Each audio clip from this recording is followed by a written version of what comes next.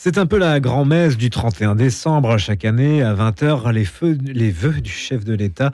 Cette année, allocution dans les jardins de l'Élysée et devant les drapeaux olympiques. Mais qu'en retenir tant sur le fond que sur la forme? Pour en parler avec nous, Jérôme Cordelier, rédacteur en chef au Point, en charge des spiritualités et des éditions locales et qui publie tout récemment Après la nuit, ces chrétiens qui ont reconstruit la France et l'Europe chez Kalman Levy. Bonjour. Bonjour Simon. Meilleurs vœux. Meilleurs vœux à vous, bonne année. Alors, une allocution de 13 minutes, plutôt courte donc, dans un cadre atypique, avant même qu'il n'ait pris la parole, c'est ce qui interpelle. Oui, une allocution très très courte pour Emmanuel Macron. On sait que Emmanuel Macron aime bien parler, et d'ailleurs, durant l'année 2023, il a parlé, il a beaucoup parlé, peut-être trop parlé d'ailleurs. Et donc là, une allocution évidemment ramassée, dans un cadre particulier. Vous avez vu un président debout avec les drapeaux des pays qui vont être invités durant l'année 2024 en France au bout.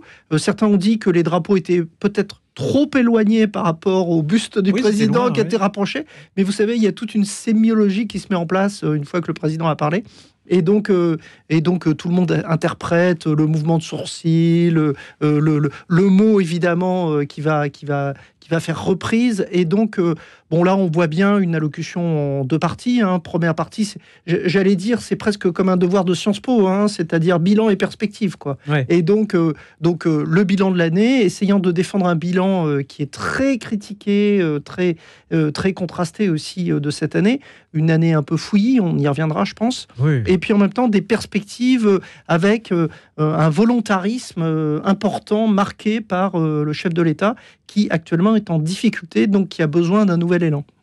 Est-ce qu'il s'est voulu novateur, debout d'abord, pour montrer qu'il n'est pas affaibli? Alors, vous savez, sur les novations, sur les vœux de l'Élysée, évidemment, tout le monde est à l'affût un peu des éléments qui pourraient donner un élément de novation. En fait, c'est un exercice assez compassé. C'est un exercice auquel les Français semblent attachés. Mais c'est vrai que les vœux présidentiels en direct de l'Élysée, ça peut paraître, à l'heure des réseaux sociaux, de la technologie et de la géopolitique mondiale totalement chahutée, ça peut paraître un exercice un peu suranné.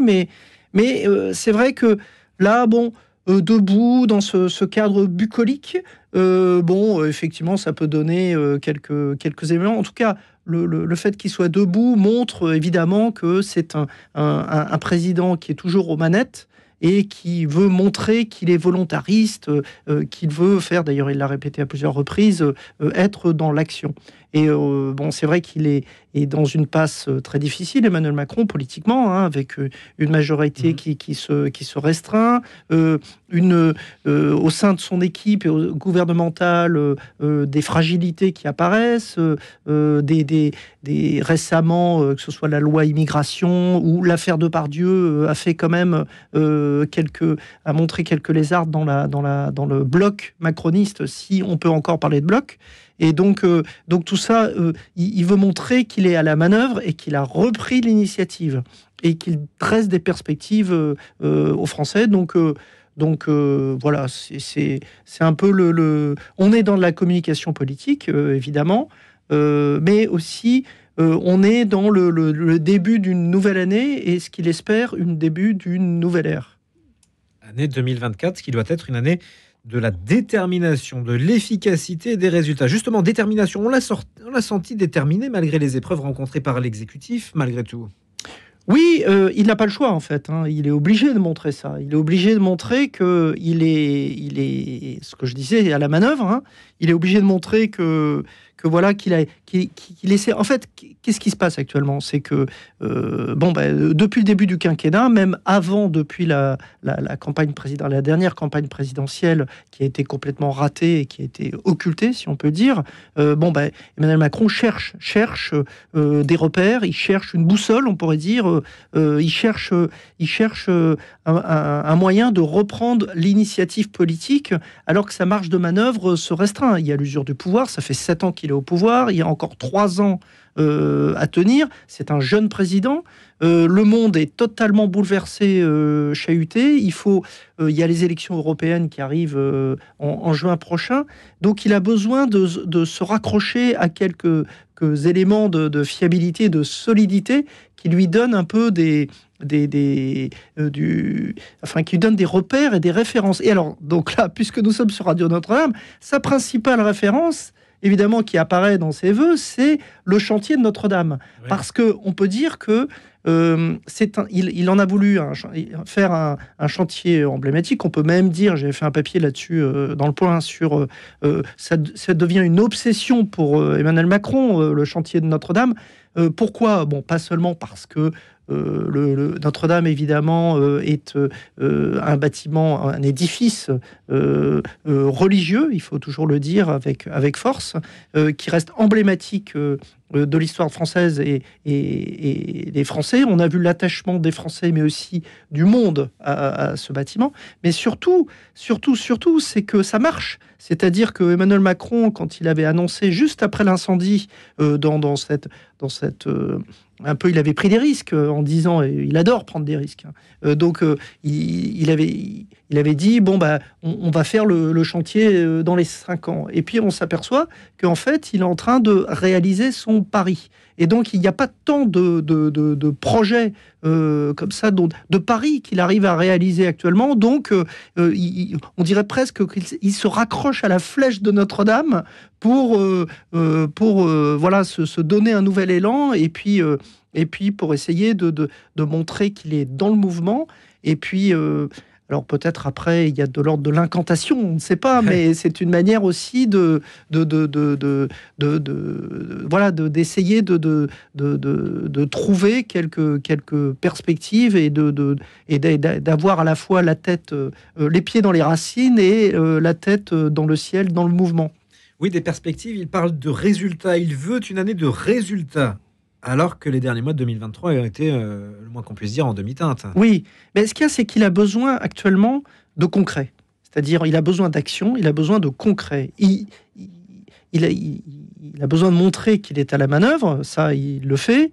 Mais il a besoin surtout, il a beaucoup parlé en 2023, je le répète, il a vraiment donné des interviews partout, il est intervenu sur tous les sujets, sans vraiment rien dire. Il a eu des initiatives politiques qui ont fait pchit, comme dirait l'autre à un certain moment, mais par exemple, quand il avait fait les rencontres de Saint-Denis, tout le monde voilà, bon, ça n'a rien donné. Les conventions citoyennes, qui sont une innovation politique intéressante, finalement, n'ont pas donné grand-chose non plus. Donc, il a besoin à la fois de rassembler son camp, et puis aussi de montrer que il agit, quoi. Et ça c'est parce que ça râle très très fort, évidemment, en France, et surtout qu'il y a une perspective d'élections européennes qui auront lieu début juin prochain, et avec un bloc identitaire, on peut dire, radical, que ce soit d'extrême droite et d'extrême gauche, qui risque de faire un score important. Et donc lui a besoin de souder son camp, de montrer qu'il a la manœuvre, et puis de montrer qu'il est à la fois le chef de l'État, mais aussi le chef de l'exécutif et le chef de la majorité présidentielle. Donc ces trois combinaisons font que Emmanuel Macron est un peu au pied du mur en ce début d'année, et donc il a besoin de repartir dans l'élan, dans l'action, et de retrouver un petit peu la grâce, si on peut dire, d'il y a 7 ans, quand il est arrivé au pouvoir. Alors, il parle aussi d'année du réarmement. Qu'est-ce qu'on doit comprendre ? Ben vous savez, il l'avait dit récemment, donc à l'émission là, donc sur France 5, c'est à vous, qu'il allait un peu miser, ce qui est une bonne chose. On ne peut que s'en réjouir, puisque beaucoup l'ont dit, mais peu l'ont fait, mais sur l'éducation et sur la jeunesse. Ouais. Et donc évidemment, ça c'est l'éducation et la jeunesse, c'est quand même l'avenir du pays, quoi. C'est les générations futures. Et donc il a beaucoup parlé de. Il a eu cette phrase qui a été retenue par les observateurs, qui est le réarmement civique. Oui. Donc, alors, le mot réarmement, évidemment, alors que le monde est en guerre, voilà, et que la guerre est proche de Paris, que ce soit en Ukraine ou au Proche-Orient, évidemment, avec le conflit israélo-palestinien, enfin Israël-Hamas, Oui. si on peut dire. Donc la guerre est quand même très, très proche de nous. On a beaucoup d'images de ça, de populations dans des horreurs absolument inqualifiables. On a vu toutes ces images. Et donc, le mot... Lui, il veut parler de quoi, Emmanuel Macron? Il veut parler de réarmement civique, mais il veut aussi parler de réarmement, à mon sens, c'est une interprétation peut-être spirituelle, hein, c'est-à-dire au sens le plus large, le plus collectif. C'est-à-dire, il a besoin de souder le pays, encore une fois, mais souder, il a besoin de remettre les Français dans un élan collectif. Et donc, à la fois préparer les générations futures aux défis du monde qui s'amoncellent, et en même temps, j'allais dire, axiome très macroniste, et en même temps, retrouver des marqueurs, si on peut dire, des piliers un peu des références qui parlent à tout le monde, et surtout qui indiquent la route à suivre. Et donc, le mot réarmement est peut-être pas très heureux, en tout cas on peut le commenter évidemment dans ce monde-là, mais évidemment c'est un mot en tout cas qui peut frapper les esprits, et surtout sur les ondes de Radio Notre-Dame. Quand on parle de réarmement, on parle aussi de résistance spirituelle, on parle aussi de toute la résistance jésuite pendant la guerre, si je puis dire. Vous l'avez très justement rappelé, un réarmement civique, c'est ce qu'il a précisé, qui passera aussi par des progrès concernant l'égalité femmes-hommes, la petite enfance, le handicap. Avec ce concept vient aussi le réarmement industriel, technologique et scientifique afin d'atteindre l'ambition du plein emploi. 2024 sera l'année des grands chantiers de pointe avec l'intelligence artificielle, le nucléaire et les transports. En 2027, nous aurons 10 ans d'avance, ou en 2017, nous avions 10 ans de retard. Voilà ce qu'il a déclaré. Oui, donc un président entrepreneur, un président qui, face aux défis du monde, qui sont quand même très hétéroclites, donc se montre qu'il est à la manœuvre, encore une fois. Donc un président à la fois entrepreneur et chef de chantier, si je puis dire. En tout cas, c'est l'image qu'il veut se donner. Alors après, en a-t-il les capacités? Ça, c'est autre chose. C'est-à-dire que ces marges de manœuvre sont quand même politiquement assez réduites. Et puis, le problème... le talon d'Achille d'Emmanuel Macron, ce qui lui manque en fait, c'est ce que les Dominicains avaient inventé au XIIIe siècle, hein, c'est l'intelligence collective. Il lui manque de l'intelligence collective. C'est un président qui est arrivé, c'est un jeune président qui est arrivé au pouvoir il y a 7 ans de manière un petit peu surprenante, comme ça. Qui tout de suite a voulu prendre les manœuvres et surtout a centralisé énormément le pouvoir, n'a pas délégué, donc n'a pas su construire non plus un parti qui ait des relais dans le pays, à la fois des relais dans les associations et aussi dans les collectivités. Il n'a pas su s'appuyer sur des grands barons locaux. Il n'a pas su mettre en place comme ça un élan collectif. Bon, ben maintenant, son défi, c'est ça. C'est-à-dire un président qui est au pied du mur, un peu isolé, de plus en plus isolé, et qui a besoin de redonner un élan collectif à la nation. Donc ça, il va falloir aussi qu'il se fasse un petit exercice sur lui-même, hein, si on peut dire, et que il délègue de plus en plus. Le chef de l'État dit assumer des réformes impopulaires. Alors, il y a la réforme des retraites en tête, bien sûr. Oui, il y a aussi évidemment la loi immigration qui fait un gros débat jusque dans sa majorité. Donc, il y a plusieurs ministres qui ont montré qu'ils étaient hostiles à cette loi. Le ministre de la Santé, Aurélien Rousseau, qui n'est pas n'importe qui, c'était quand même l'ancien directeur de cabinet de la première ministre Elisabeth Borne, a démissionné. Il y en a d'autres qui râlent beaucoup, hein, Clément Beaune, par exemple. Donc là, il y a des rumeurs...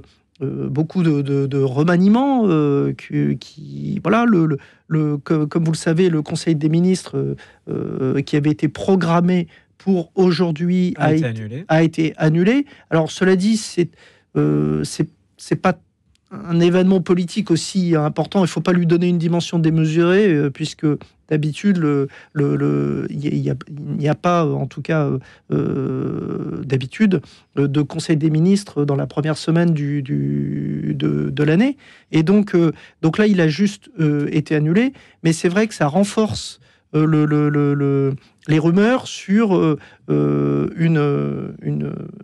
un possible remaniement. Alors, est-ce que ça va être un remaniement important? Est-ce que ça va être un remaniement à minima?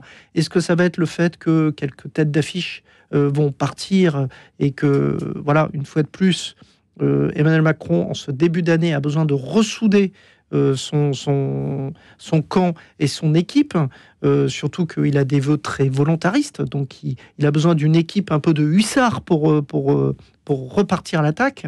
Et donc là, évidemment, ce serait un signe de faire un remaniement. Alors peut-être ouvrir vers la droite, puisqu'on l'a vu dans les débats sur la loi immigration, c'est quand même la droite qui a repris l'initiative, ou alors continuer ainsi en changeant quelques têtes d'affiche.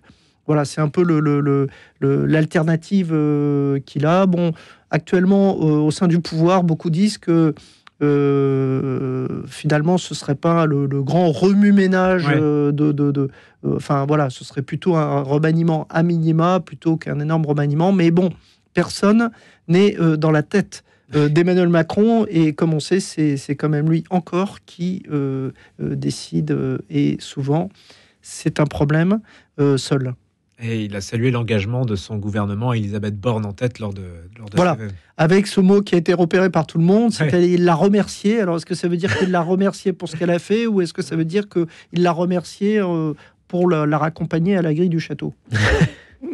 Regardons un peu plus loin, quid de la feuille de route 2024, Jérôme Cordelier? Vous l'avez déjà largement dit, exprimé. Évidemment, beaucoup de défis. Il y a aussi une lecture internationale à avoir dans un monde complètement chahuté, bouleversé, où les radicalismes se polarisent. Des élections européennes qui arrivent dans un calendrier qui est assez désertique sur le plan électoral, donc qui seront importants pour voilà, c'est un moment important à la fois pour l'Europe et aussi pour la nation, avec, on voit bien un débat, alors c'est pardon de le dire, mais c'est ce que j'ai abordé dans mon dernier livre qui est sorti il y a 2 mois. C'est est-ce qu'il va y avoir d'un côté le bloc identitaire, et de l'autre un bloc, on peut dire, sociodémocrate, démocrate chrétien. Je rappelais dans ce livre que aux racines de l'Europe, à l'origine de cette Europe, il y a quand même les démocrates chrétiens, avec 3 grands catholiques engagés qui sont Robert Schuman, Konrad Adenauer, Alcide de Gasperi, qui, avec Jean Monnet, ont construit cette nouvelle Europe. Donc, est-ce qu'on peut revenir à ces fondamentaux de l'Europe, ou s'engager vers une Europe plus dure, une Europe qui se calfeutre, une Europe qui devienne un peu une forteresse continentale, dans un monde où l'Europe de moins en moins a la main et de plus en plus concurrencée par la Chine, les États-Unis et la Chine, et autour d'elle tout le bloc asiatique. Et donc l'Inde, voilà, donc c'est un peu les enjeux qui vont être importants. Et puis en même temps, c'est un test pour la nation. On dit que le chef de l'État relit beaucoup ce livre qui avait marqué beaucoup, de Ernest Renan, sur la nation. Donc, est-ce que les élections européennes seront une manière de porter une espèce de référendum auprès de la nation? Voilà, c'est un peu la question. Moi, je pense que ce serait dommageable, parce que d'abord, ce serait éloigner les enjeux, les réels enjeux du scrutin. Et puis surtout, je pense que ce serait un peu de la cuisine politicienne. Et on en a un peu soupé de la cuisine politicienne. Ce qu'on demande maintenant aux responsables politiques, c'est d'éviter un peu ce spectacle désastreux qui a été donné à voir en 2023, notamment à l'Assemblée nationale, et puis montrer qu'ils sont là pour agir, pour prendre des décisions, et puis pour que la France puisse entendre faire sa voix puissamment dans le concert des nations. 2024 sera un millésime français. Vous le voyez comment, vous? C'est un peu ce que je viens de dire. C'est compliqué, quoi. C'est-à-dire que le monde est de plus en plus éclaté, polarisé, et la France a de plus en plus de mal à faire entendre sa voix sur la scène internationale. La politique étrangère d'Emmanuel Macron n'a pas toujours été lisible sur le plan international. Donc ça aussi, il faut reprendre la main là-dessus, hein, c'est-à-dire savoir un peu qu'est-ce que la France veut dire au monde, en fait. Alors que la France a des atouts, évidemment, son histoire, son patrimoine, sa culture. Mais la France est un vieux pays, hein. On se souvient des mots de Dominique de Villepin à l'ONU. Je parle depuis un vieux pays. Et donc, la France est un vieux pays, mais qui a toujours à dire au monde. Et je trouve que, par exemple, replonger dans ce que proposaient à la sortie de la guerre les grands résistants qui ont reconstruit la France et l'Europe, eh bien, c'est quelque chose d'important parce que eux donnaient des perspectives au pays, un nouvel humanisme, donc se replonger dans l'action avec voilà une humanité et un humanisme pour l'homme. Je trouve que on a besoin d'humanisme actuellement dans notre monde qui est de plus en plus barbare. En 30 secondes, c'est le temps qui nous reste, Jérôme Cordelier. Les Jeux Olympiques, c'est aussi un défi qui arrive pour cette année 2024. C'est évidemment un défi. Si ça se passe mal, évidemment, ce sera terrible pour l'image de la France. Si ça se passe bien, ça peut redonner une perspective collective. Les